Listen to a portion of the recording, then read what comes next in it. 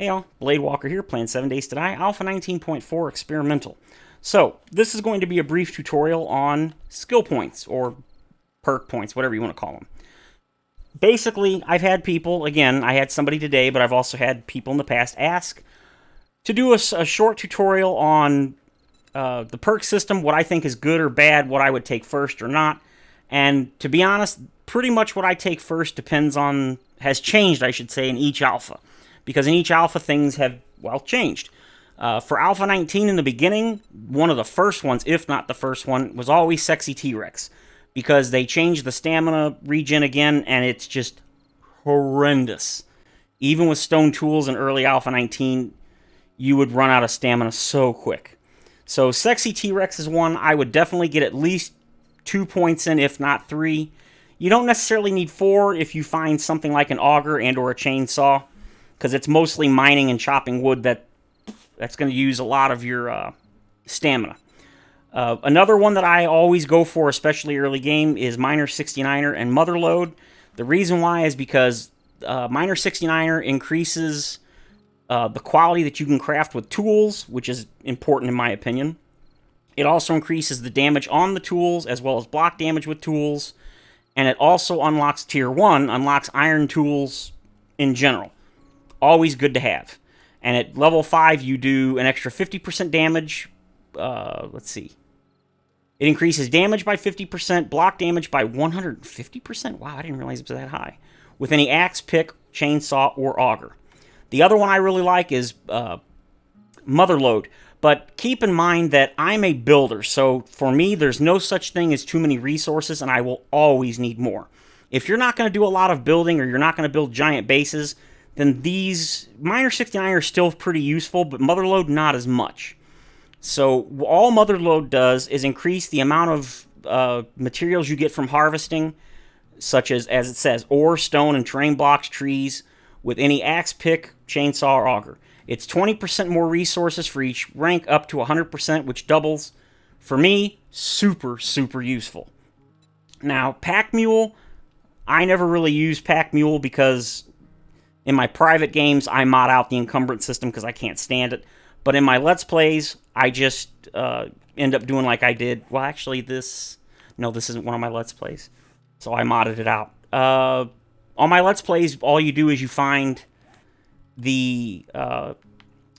from the start of the game, you can craft for your 3 pieces of clothing, which is the jacket, the shirt, and the pants. You can craft some sort of mod. I forget, a clothing mod, I think, and it'll increase by it'll add 1 extra unencumbered slot per item, and you can find a book that'll allow you to make clothing pocket mods that'll remove 2 encumbrance per, so that would be 6 for all 3. And then there's also the armor pocket mods, which there's a 1 pocket, 2 or 3 slot for each one. So you don't even have to ever spend a single point on that if it doesn't really bother you. So that's why I never personally put points into the Pack Mule. Master Chef, I definitely would recommend at least 1 point because it unlocks things like bacon and eggs, the grilled and boiled meat, and the teas and coffee, which are also really good. Plus, of course, it does have the 10% faster cooking. Now, beyond that, it just depends on your playthrough. Since starting in Alpha 18, you can loot every single recipe in the game, or schematic, whatever you want to call it. If you get lucky, you'll never need any of these extra ones. So, it pretty much is hit or miss depending on what you find when you're looting. If you loot a lot, you may never have to put a single point... Oh, it's morning. Into Master Chef. But again, totally up to you. Now, when it comes to the combat perks, personally, I'm a fan of the shotgun, so I go shotgun all the way. Each of the perks in Alpha 19 and even 18, I believe, was when they changed it, basically governs the quality that you can craft of that item. So for shotguns, if you want to craft better shotguns, you have to put points into the shotgun perk, which is Boomstick. If you want to use one-handed clubs, this is important, not the sledgehammers, only one-handed clubs. This will increase your quality of crafting as well as increase damage, etc., etc. And as you see, it also unlocks baseball bat crafting, which is awesome. So if you're into one-handed clubs, and I think I could have sworn the baseball bat was two-handed, but apparently it counts as a one-handed. Then this is your tree to go into, which I really like clubs, especially if you can get a hold of a steel club early game. That's the tier 3 club. Oh, it's awesome. Now, Skull Crusher is for the sledgehammers. If you really like sledgehammers, I think they're a great weapon, but I suck at managing my stamina because they take way more stamina being two-handed. I get killed more often than not using them, so I don't use them. But I've seen a lot of people that love the sledgehammer, and if you're into it, here you go. If you do want to do a sledgehammer, I definitely recommend getting 4 out of 4 and Sexy T-Rex. It will make a big difference. Now, when it comes to the heavy or light armor, I like to be a walking tank, so I always go with heavy armor. I don't put points into the heavy armor perk until way late game because it's more of a nicety than it is a necessity. So basically what this does is it allows you to craft heavy, higher quality heavy armor, and that's not why I put points in it. It's because it reduces the heavy armor movement and stamina penalty by X% with each tier. It also increases the durability of the armor too, so that's nice. But again, I only put this in points in this way late game. So that's pretty much all for there. I should have started with Perception. Now, Perception is basically for, I guess it says rifles, but they call assault weapons and the other rifles, they call them all rifles, but they're basically automatic rifles and long rifles, I guess is what you'd call them. This is basically for hunting rifles, the marksman rifle, and the sniper rifle. That's all this Deadeye perk affects, just those 3 guns. If you're into those, which is basically long-range crafting, sniping, this is the perk for you. Highly recommended if that's what your thing is. It's not for me, but if it is, there you go. Now, Demolition Expert, I happen to be a huge fan of explosives, especially with the grenades and contact grenades they added in Alpha 18. So for me, I don't put points into this early game. This is more of a mid to late game for me, but I like to put points into this, and it unlocks, the big thing here is Tier 3 unlocks the more efficient stacks of gunpowder, where instead of taking 1,000 nitrate and coal to make 1,000 gunpowder, you can spend 800 nitrate and 800 coal and get 1,000 gunpowder, so it gives you 20% more for free.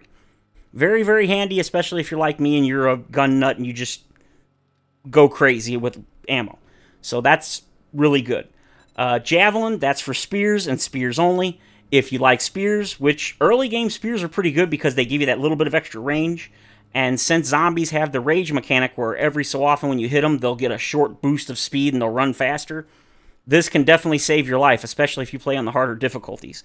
Plus, you can throw the spears, although that can be a little iffy, especially if you miss, because then you got to go chase it down. But definitely good if you're interested in that. That's the one you want to put points into. Now, lockpicking, I like the lockpick system, but I get frustrated with the repeated breaks. So I only use lockpicking in the early game, and then as soon as I get an auger, I use that to break in to safes and stuff. Or if you're lucky enough to get the breaching rounds for the shotgun, and you happen to have a shotgun and some breaching rounds, those actually work pretty well. I've never used the breaching rounds, but I've heard really good stuff about them. So all this does is the first tier allows you to craft lockpicks, because by default, obviously, you can't. It also increases how fast you can break in and reduces the chance of breaking your lockpicks. So, again, if you're into the lockpicking, there you go. Now, Infiltrator is one that I think isn't really useful yet. I have a feeling once the main story comes out, it'll be more useful because we'll probably have to go through places with landmines. But basically, all this does is give you an extra tiny bit of time when you walk over either a loose floorboard that collapses below you or landmines. It'll give you a little more time to react, and of course, as you can see, it reduces the damage from landmines. To me, it's just not useful. Well, that's kind of useful. It can pick up landmines, but I would never put points in that myself. Now, Animal Tracker. This is another one that's, some people like it, some people don't. Generally speaking, I don't use it. However, in Alpha 19, they significantly increased the speed at which you go hungry and reduce... Well, actually, I don't know if they did that. I think it was just the food. They reduced the amount of food in the world, something like that. So it can be tough early game, getting enough food to stay well fed. So I would definitely recommend, if you're struggling to find food, putting at least 1 point into this. And if you put a point into it, when you bend down, you'll see a little timer in the bottom left. When the timer hits 0, okay, there were no animals. If there's any small animals, it would have popped up on both the top of the screen on the compass. It would have showed it'll show a little green icon of whatever the animal, like a chicken, snake, rabbit. And then when you get close to them, you would actually see a little icon above their head, because it's kind of hard to see rabbits and chickens from a distance, but you would see the little icon, and then you can chase them down and get them. Now, each perk unlocks different animals. The first one, you're going to sit there and keep doing that, aren't you? Yes, you are. Oh, wait, is that where my gyrocopter is? I left it up here, didn't I? Yes, I did. Okay, anyway. The first level of the animal tracker only lets you see the small animals, which is rabbits, snakes, and chickens. If you put another point, it'll allow you to see wolves and coyotes. Yeah, I think those are the only large animals, or mid-range. And then if you put 3 points, you'll see mountain lions, bears. I think deer are in the second perk, but I'm not sure. And as you can see, it lets you see things within 100 meters, which is a pretty good distance. Now, Penetrator. This is one that it's a little confusing to me, because it says here in the description that ignore 15% of armor with firearms, archery, and spears. Now, I'm assuming that means literally any firearm, because my understanding was that it would only be with the long rifles, meaning the hunting rifle, marksman rifle, and sniper rifle.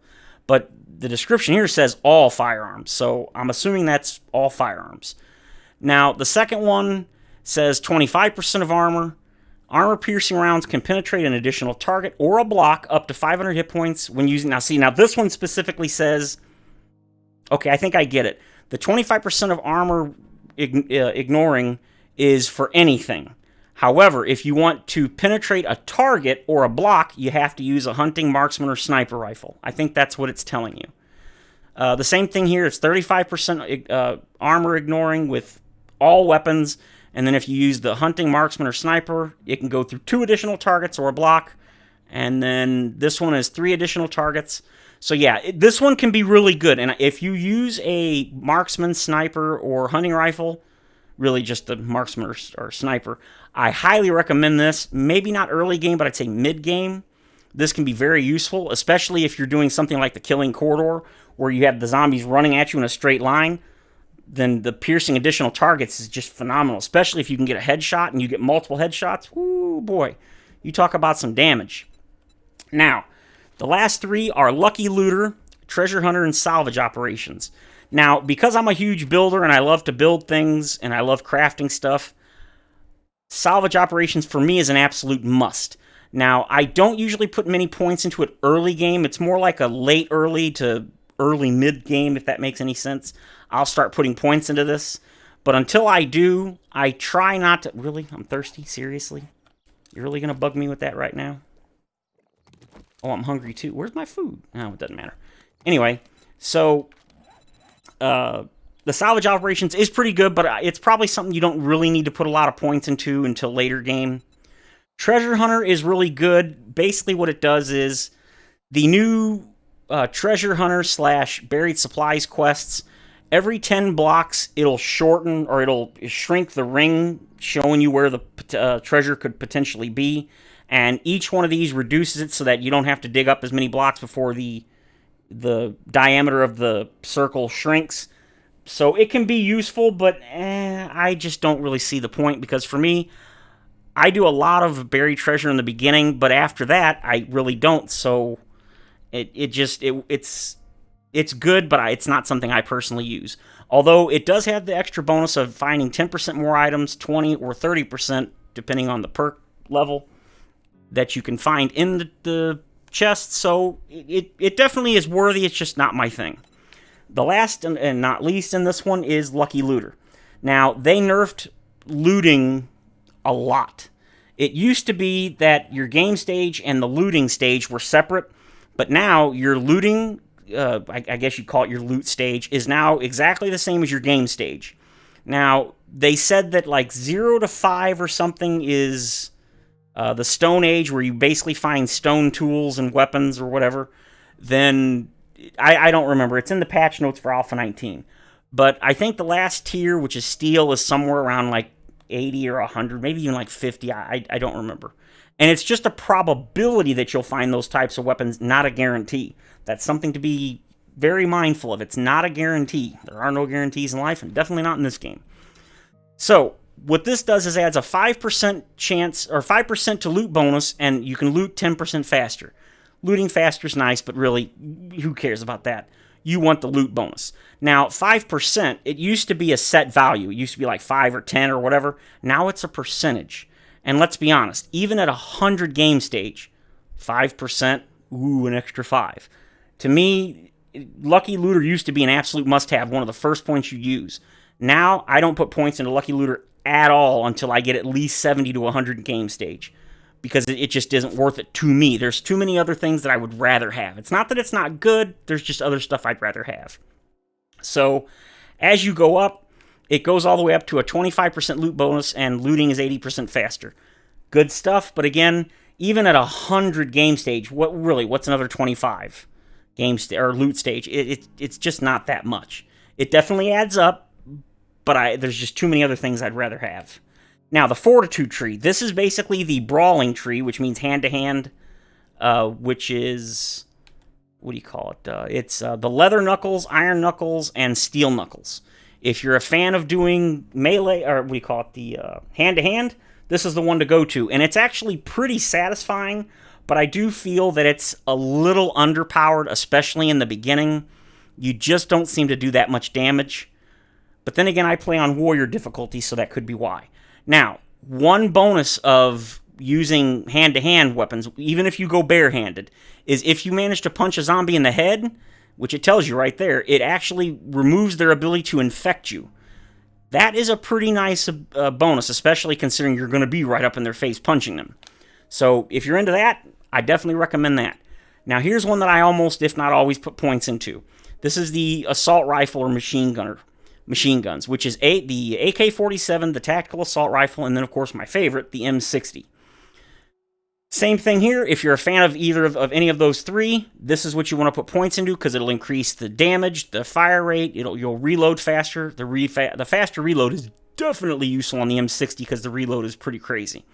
So as you can see, I've already got 4 points into it, and it's really good. I would definitely recommend this. If you find a really good AK or Tactical Assault Rifle early game, you're set. The Huntsman. This one gives you more resources using any bladed tool or weapon, and that does include the steel knuckles. Steel knuckles. They actually have little blades on them. You can harvest things with the steel knuckles. Each one will give you 20% more resources, and you can use these on animals. You can use, or this affects animals. It also affects the gore piles on the ground. I believe, I could be wrong, but I'm pretty sure it affects the gore piles on the ground. I don't usually buy it, again, not because it's not good, because it is, but there's too many other things that I'd rather have. Well Insulated, this one increases your defense against getting too hot or too cold. It also, as you can see, allows you to lose less food and water when you are overheating or when you are freezing. The 15% less food and water consumption only kicks in when you're actually hot or cold. But let's see, you will never have the more severe stages of temperature side effects. So there you go. It pretty much makes you immune to weather, that's not bad. But again, I don't really see the need, since you can just put on clothing if you're lucky enough to find some. Living off the land, I definitely recommend at least 1 point in this if you're going to do any farming, because while it does unlock the seeds for goldenrod, chrysanthemum, aloe, and yucca, which is nice, the big thing that I like is the farm plots cost 30% less to craft. The reason that matters is because one of the ingredients is rotting flesh. Unlike things like wood and clay, you can't really farm rotting flesh per se. You pretty much got to find things like vultures, dogs, not wolves, dogs, the actual like Doberman dogs, or gore piles in order to get the rotting flesh. And it takes 10 to make one plot, so that means it only takes 7 instead of 10.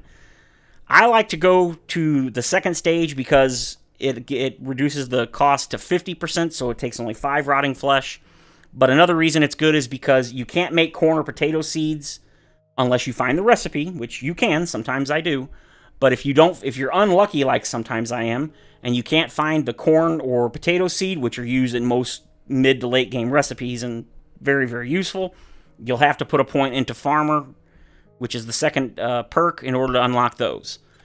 Pain Tolerance, another one that's really good. If you're going to do something like the Brawler, where you're going to be really close, I definitely recommend putting points into this. I usually don't until mid to late game because I don't usually have too much issue with getting hit.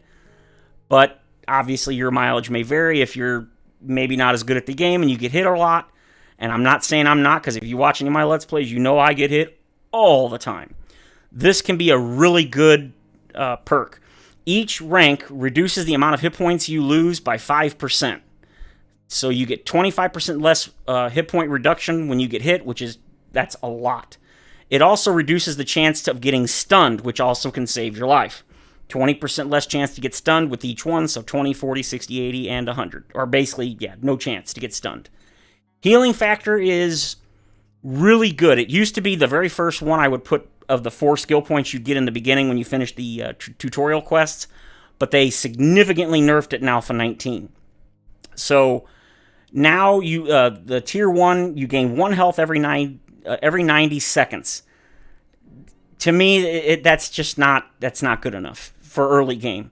It's useful, but not as useful. I think it was 45 seconds for the first tier in Alpha 18. The one bonus, though, that it really is good is critical injuries heal 20% faster.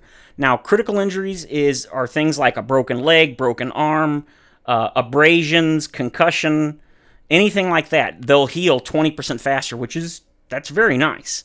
So, personally, I don't put... That must be a roaming horde. Whatever. Anyway. Healing factor. I don't usually put any points in this until mid to late game. And to me, until you can put at least 2 points into it, where you gain 1 health every 45 seconds, I don't really feel that it's worth it. But if you can put points in, or you do, you can see 1 health every 20 seconds, 1 health every 10. And then, of course, the critical injuries heal even faster. And then 1 health every 6 seconds. I intend to get that eventually, but I think that's tier, Fortitude 10, which I don't have the points. So it's definitely do you feel 1 health every 90 seconds? Would you please? I am busy up here. What am I doing? I've got a sniper rifle. Use it, you dummy. He ain't dead. Nope, he still ain't dead. He dead now. Okay. Now, if you don't mind, I'm trying to do a tutorial here. Okay, Iron Gut. Iron Gut is really good, but another one of those ones that's dependent on you. If you're having a lot of trouble in the beginning of the game with food, meaning you can't find any or whatever, this is one that you definitely would like to put a point in if you can spare it. They did nerf it significantly in more recent alphas. It used to be like 50% reduction at max level. Now it's only 25%, so they basically halved it. Now, the other bonus is that you do it does reduce the chance of dysentery, and dysentery really only happens now if you drink, I think, unclean water, I think, is pretty much the only thing. But one nice benefit, in addition to being able to hold your breath, which water is broken, so you're not going to need the hold your breath bonus. But the buff from consumable... good lord, words. The buffs from consumables lasting longer is definitely nice, especially for things like candy, because it does work. And at max level, it's, 50% longer for consumable buffs. So it can be useful early game, but for me, I tend to wait till mid to late game to put points into that. Rule 1 cardio. This is an interesting one. The stamina perks in the past used to just give you a flat stamina regen no matter what you were doing. Rule 1 cardio only increases your stamina regeneration when you're running or sprinting, not actually walking. And it's good. I would recommend maybe 1 point in the very beginning of the game, especially if you're having trouble either finding a vehicle or if all you can find is a bicycle, because you still have to sprint while you're on a bicycle. For the boost, you don't have to sprint, but let's be honest. When you're on a vehicle, you're going to use the turbo button pretty much no matter what. So it can be useful. Now, for me, I usually don't put any points into this because I'm a hardcore vehicle finder. I go out of my way to get a vehicle as soon as possible. So I don't usually use this, but in the later game, I like to get the points into it because when I'm running around my base and I'm jumping and stuff, and it can definitely reduce the annoyance of constantly running out of stamina when you're running around a base. So I don't mind putting points into that late game. So next is agility. Agility is a tree that I have very little experience with because I'm not a fan of it. I'm not saying it sucks because my Gunslinger series is basically using mostly this tree, and I had a phenomenal time. And I was able to take stuff out left and right, no problem. So it's not that the tree isn't good, it's just not my thing. The agility tree is more based around stealth, and I'm just not a stealthy person. I like running and guns blazing, but that's me. So archery is pretty self-explanatory. If you like using bows, crossbows, this is the one to pick. It unlocks the wooden bow, which is the tier 2 regular bow, and the iron crossbow, which is the basic crossbow, the first tier crossbow. I think there's only 2. The iron and the compound. I don't think there's 3. So that's what you want to go for if you're into that. If you like pistols, and honestly, I love pistols, this is one that you really want to put points into. It does the same thing and unlocks the basic pistol crafting, and then, of course, increases damage, increases the quality you can make, etc., etc. Good stuff if you like pistols. Now, something that some people I think are confused about is pistols do include submachine guns. It's a weird thing. I've never understood why. Maybe it's because it uses 9mm ammo, but this will increase damage of submachine guns. So it's magnums, pistols, the Desert Vulture, and submachine gun. Deep cuts. This is one that if you don't want to go with either clubs or sledgehammers, then this is definitely a good alternative. The nice thing about this is that it increases the chance of bleeding damage, and bleeding damage can be very nice, especially since, as you can see, you can inflict up to 3 bleeding wounds that stack, and a power attack automatically inflicts 2 bleeding wounds. Every attack refreshes the duration of bleeding. Enemies also run 10% slower when they're bleeding, and it unlocks basic hunting knife crafting, which is the tier 2 knife. The tier 1 is the bone knife. If you like knives, I highly recommend this, because knives by default have pretty low damage, but they definitely make up for that and then some if you can get some points into this so that you can do extra, you can stack up those bleeding damage. And once you get a machete, it's over. You will just, other than like radiateds and maybe the Demolisher, obviously, you will just shred things with a machete and some points into this. So highly recommend it. Run and gun is one that I like, but also I don't usually put points into it until late game, since generally speaking this would be useful maybe during Horde night. And if you have a base, you're not going to be running around while trying to reload, so you don't really need it. The one bonus that's nice is, of course, it does increase your hip fire accuracy, meaning when you're not looking down the iron sight, by 10%, and movement penalty when reloading is reduced by 30%. And then 60% reduction in movement penalty, and then no penalty. And of course, it still increases the hip fire accuracy. I love run and gun. I just wish it wasn't in the agility tree, because I would put all 3 points into it by sometime around mid-game. But since you got to put points in agility, there's really nothing else here other than maybe deep cuts and gunslinger, and then of course run and gun. There's too many other things I'd rather have.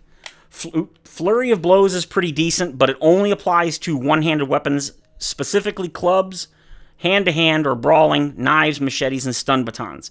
That means it does not apply to sledgehammers. And I've seen people thinking it does. It does not. It even tells you that one-handed melee attack speeds are increased. So I really wish this did apply to sledgehammers, because I might actually use them if it did. But it's a good one, but I don't usually put points into it because I just don't see the need.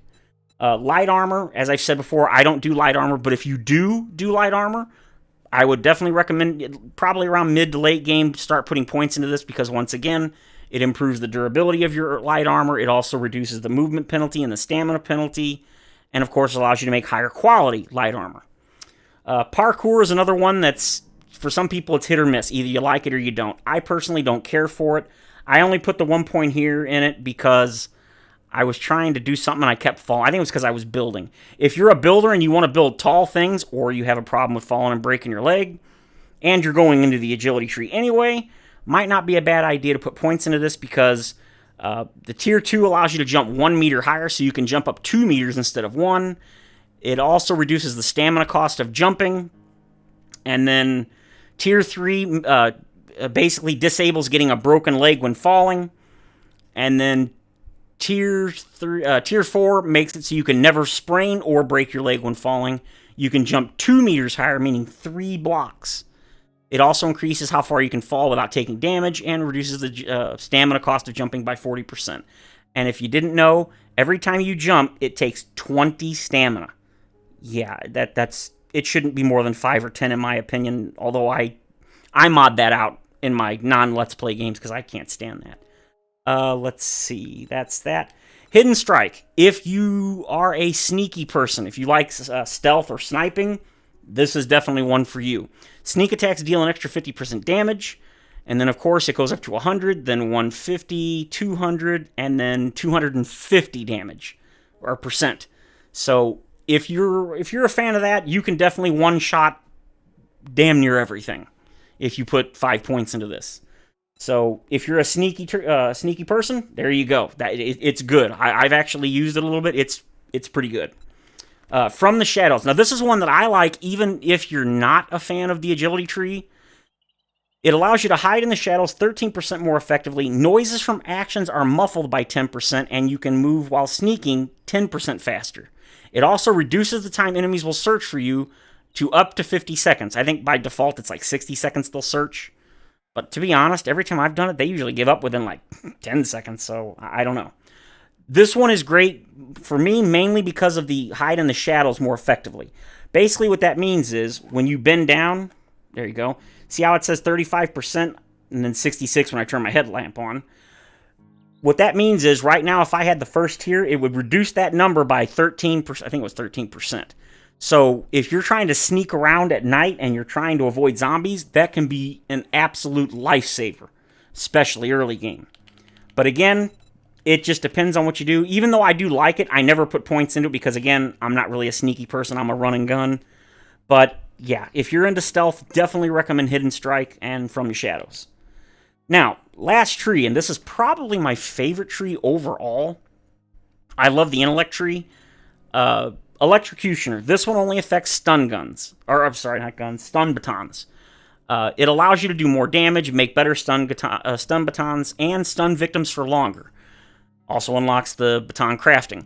Now, batons are another one of those things that it's a polarizing thing. Either people love it or they absolutely hate it. Personally, I thoroughly enjoy them, though I do admit I think the base damage is a bit low. But I've played a couple of stun baton playthroughs, and I love it. Just zapping the zombies, and it's so good. One thing I haven't done is, I don't believe I've done a playthrough with the stun baton in Alpha 19. They added in Alpha 19 a stun baton mod. I think it's called the Repulsor, Stun Repulsor, something like that. And basically what it does is, I think it's only when you actually shock them, it will send the zombie flying, or whatever enemy it is, flying through the air. I saw somebody do it on a Let's Play I was watching, and I laughed so hard. So, yeah, I really like the stun baton. But again, it's hit or miss. Either you like it or you don't. I definitely understand why you don't, and I definitely understand why you do. Again, personal preference. I would say if you're on the fence, give it a try, but do realize if you get one and you don't put any points into it, that obviously it's not going to compare to something like the sledgehammer, the club, the knives, because it doesn't have all those extra perks. But it does stun victims, and so I would say give it a try if you're not sure. And worst come to worst, you come away not liking it, no big deal. Robotics Inventor. This is another one that I really like, and I don't use it much anymore, but again, it's just because there's so many things that I like better, but it's awesome. This affects currently only 2 robotic weapons, which is the robotic sledge, which is basically just a sledgehammer on a pedestal, and the robotic turret, which shoots junk ammo.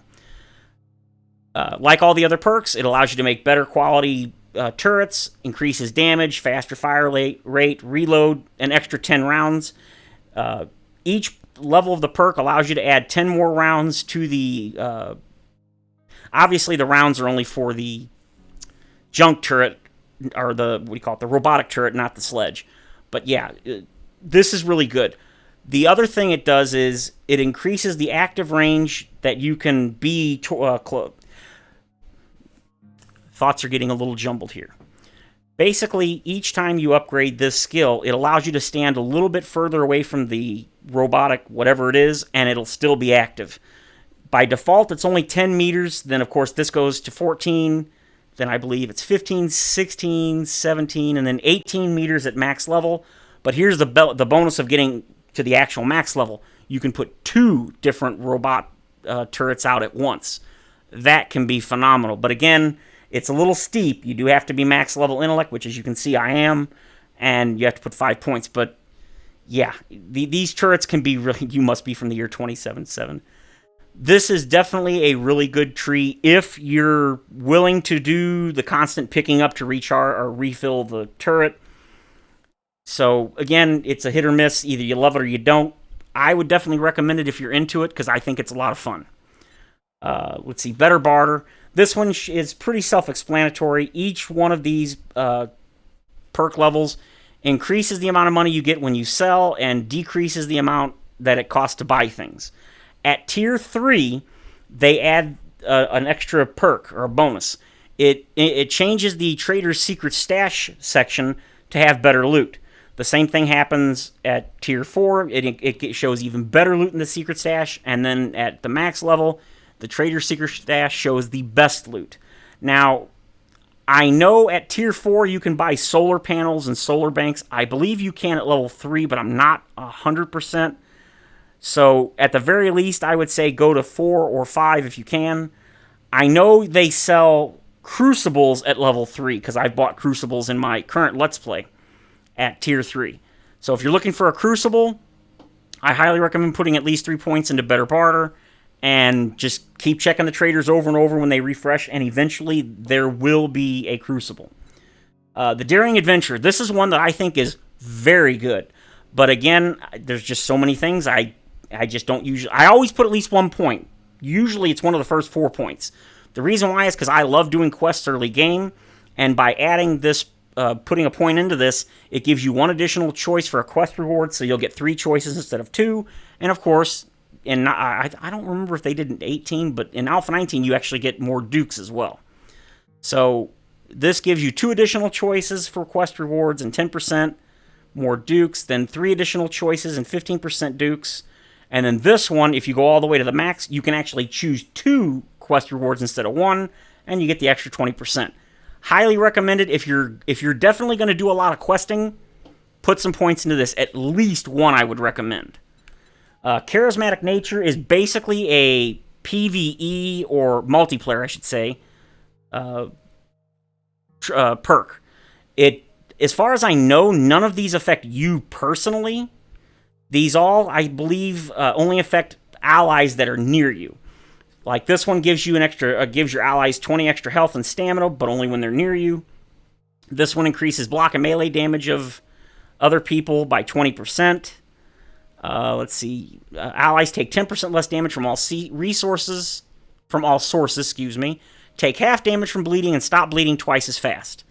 And then your leadership abilities are top shelf. Allies are so enamored with you, they get +1 to all attributes when near you. I think if you play multiplayer, that might not be a bad idea, but I don't do multiplayer, so I can't really comment. But since none of these seem to give you personally anything, even in multiplayer, I can't see that being that useful. Physician.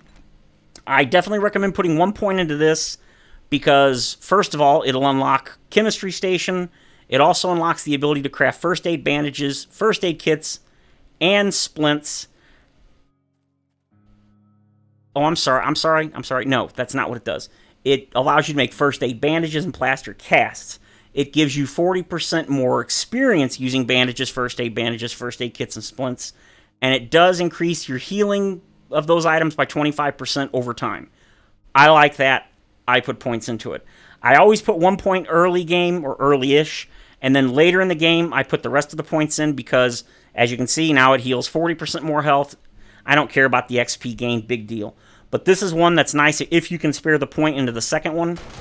It allows you to craft items 20% faster at chem stations, and if you've ever crafted anything at a chem station, well, not anything, but mostly ammo. Excuse me. Ammo is extremely slow, in my opinion, to craft. So that was... Oop, bumped my mic. That was definitely worth it. This one, I only take these because I had extra points, and it increases your healing by 55%. And crafting the first aid kits is nice. I don't really care about the steroids. The same thing here. The big bonus is you can craft things 40% faster at chem stations. And then, of course, you can now craft fort bites, recog, antibiotics. And, of course, the medical healing now allows you to heal 75% more health over time. Which, late game, that is a lifesaver, especially if you start getting hammered by demolishers and such. Now, advanced engineering. This is another one that's dependent on how lucky you are finding schematics. You can usually find the forge schematic and the chemistry station and workbench schematic relatively easily. So I don't buy these for that reason, to unlock those 3 schematics. I buy these because of the other bonuses. The first one being you can craft items at forges 20% faster, as well as craft glue cheaper. What it does is it knocks off 1 bone per glue. So instead of 7, I believe, in the beginning, it's 6. And then when you, there's something else, or maybe it's 5 and 4 at a chem station. I don't remember, but it reduces the amount of bones by 1.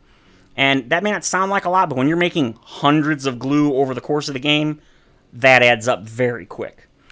The second one is another one that, again, workbenches and cement mixers, it's fairly easy to find those schematics, but I really like the 20% faster crafting speed, so that's why I put points into that.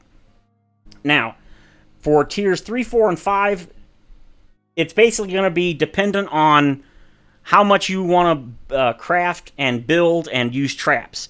If you're like me and you love to build big bases, you're going to need to make a lot of resources, so the forge recipe costs 10% less, crafting forged steel and electrical devices costs 15% less, is going to be just wonderful. Not to mention it allows you to craft generators, build advanced base systems such as electric fences and blade traps. I don't care about crafting military fiber, but it's nice if you do make military armor. But here's one of the biggest ones, or perks. You gain 20% XP from electrical trap kills. That is phenomenal. Now, the next one, everything is the same, except it just boosts it a little bit. So instead of 20, was it 20%? Yeah, you now get 35% XP from electric trap kills, and only electrical trap. That does not mean you get XP from spikes, either iron or wood. You do not get XP from those. It's only if they have if they're based in electricity, which would be blade traps, dart traps, and electric fence. I believe that's it. I think those are the only 3. So there you go. Now the forge recipes, instead of 10% less, or 15% less, and crafting forged steel and electrical devices now cost 25% less, which again, the forged steel is the big one here. Not to mention the all forged recipes, because 15% less means that things like forged iron, the bulletproof glass, that all costs less. And some of that stuff is really expensive, especially if you're going to make bulk mounts of it. And then, of course, I always take tier 5 because I want that 20% reduction in recipe cost for all forge items, and 35% less resources required to make forged steel and electrical devices, plus the whopping 50% electrical trap kills. Now, 50% XP from electrical trap kills may not sound like much, but if you use traps pretty heavily, that can add up really quick. It also allows you to make submachine gun auto turrets and crucibles. Honestly, I feel like the crucible schematic should not be locked behind tier 5, since in order to get tier 5 of this, you have to have 10 points in electrical or intellect. I feel that's way too high. I honestly think the crucible should either be in 3 or 4. I believe 3 is like 6 or 7 in intellect, and then I think it's like 8 for Inventor. I don't know. I just feel like the Crucible schematic is way... It's too high. But fortunately, it's really easy to get the Crucible from a trader if you put some points into better barter. And if you're fortunate enough to get the schematic itself, then that's a moot point. But I definitely like getting into this mid to late game because of the forge recipe costs. Because to me, that's worth its weight in gold. Now, Grease Monkey is another one where if you're lucky and you either find the parts for vehicles in boxes or at the trader, because you can not only buy the parts, but you can even find the whole vehicle sometimes at the trader. This can be one where you don't have to put a single point into it, but since I personally am very impatient when it comes to vehicles, because I want to move and get going as fast as possible, I personally put the points into them. The reason I didn't put a point in the Avionics Wizard is because I found by the time I was able to buy it, because you have to be Intellect 10, which is max Intellect, I actually found one at the trader. I had the money. I bought it. But the other 4, as you can see, I did end up buying it, the perks, and made them. So, completely up to you. Now, one nice perk that they added to the perk, or I should say bonus, is each one allows you to build the parts 33% cheaper. So if you buy the bicycle one, you can now craft the wheels and bicycle parts themselves 33% cheaper. Not such a big deal on the bicycle or the mini bike, really, because they're pretty cheap to build. The motorcycle, it's still pretty reasonable. I think it's only like 75 steel for the chassis, or maybe that's before, or maybe that's after you buy the perk. I don't remember. I don't think I've ever made it without the perk. But, yeah, so that can be good. But the 4x4 truck is definitely nice to have that 33% cheaper cost. And, of course, also, you can make more efficient stacks of gas and quality 4 batteries, although I never made batteries. You get batteries so easily from wrenching. But the efficient stacks of gas is really nice. I do feel like they probably should have put that under 3, not 4. My guess why they put the efficient stacks of gas perk under 4 is because the Jeep obviously takes a lot more gas to run, so that does make sense. So I think that's it for the perks. As far as the books go, I would highly recommend getting as many of the books as you can. In particular, if you are looking to bulk craft ammunition, try to get all of the shotgun, Pistol Pete, Magnum, sniper rifle books, because those will let you bulk craft the types of ammos for those guns. The Tech Junkie is good if you use the turrets a lot, or the turret, I should say, the actual robotic turret. It'll let you bulk craft those, which is really nice. The Art of Mining is one I highly recommend, because if you get all 7 books, it'll give you a 20% chance to one-shot any ore.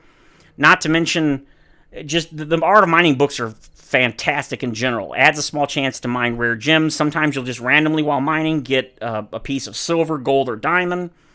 That you can craft diamond tip blade mods. That reduces the durability loss by 50% on anything you put it on. Awesome. Harvest 10% more ore when buzzed from coffee. Same thing. If you drink a coffee, 10% more ore when you're mining. How can you lose? Blackstrap I've never really used, but apparently it's just a stronger version of regular coffee. This is another one that's really good. You can craft basic resources like ore into compact stacks. Basically, you can take 6,000 of like 6 different resources. It's stone. Let's see. It's stone, iron, lead, nitrate and potassium, nitrate and coal. You can take 6,000 or a full stack, and you can turn it into a single item, and you can stack 5 of those. So you could have 6,000 stacks of a single item, only take up 1 inventory spot instead of 5. Very useful. 50% less damage from collapsing mines. That should be self-explanatory. It's always good if a mine does collapse or blocks collapse on you. You don't take as much damage. Learn how to craft lanterns and mining helmets. The mining helmets, not so much, but the lanterns are just, they're overpowered. There's no other way to put it. They're great. I recommend making them if you unlock them. And then, of course, the 20% chance to one-shot ore. As you can see, I use the lanterns. I love them. They're great. They don't cost any electricity. They're a tiny bit expensive to make because you need oil, but I definitely recommend them because they put out way more light than, say, electric lights, and they don't require electric. And best of all, you can pick them up anytime you want. Just pick it up. That's pretty darn phenomenal. So, yeah. Alright, guys, I think that's... Oh, good lord, 50 minutes. Ain't nobody gonna watch this 50-minute video. Alright, guys, I hope you learned something. And if you did, and you enjoyed the video, feel free to leave a like, comment, suggestion, or subscribe. Have a great day, guys. Take it easy. Stay safe. Back up those game saves. Thank you very much for watching. And, of course, as always, I will see you guys in the next video.